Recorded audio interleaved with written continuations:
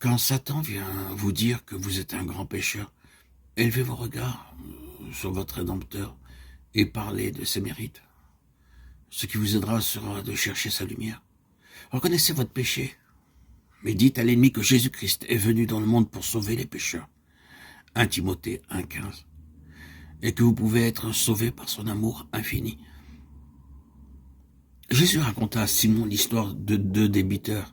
L'un devait à son maître une petite somme et l'autre une somme très importante. Mais il remit à l'un et à l'autre leur dette. Puis Jésus demanda à Simon quel était celui des deux débiteurs qui aimerait le plus son maître. Simon répondit, celui, je pense, auquel il a le plus remis. Luc 7, 43. Nous avons été de grands pécheurs, mais Jésus-Christ est mort pour nous assurer le pardon. Les mérites de son sacrifice sont suffisants pour nous réconcilier avec le Père. Ceux auxquels il a le plus pardonné l'aimeront le plus et se tiendront le plus près de son trône pour le louer de son grand amour et de son sacrifice infini. Ce n'est que par une connaissance plus approfondie de l'amour de Dieu que l'on se rend mieux compte de la malignité du péché. Quand nous comprenons le sacrifice infini de Jésus-Christ en notre faveur, notre cœur se fond de tendresse et de douleur.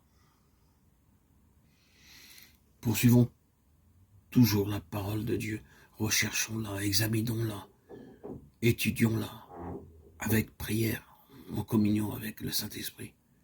La parole de Dieu nous présente, dans la loi divine et dans la vie de Jésus, les grands principes de la sanctification sans laquelle personne ne verra le Seigneur. Hébreux 12, 14. Elle nous convainc de péché et elle révèle clairement le chemin du salut. Prenons-y garde. C'est la voix de Dieu parlant à notre âme.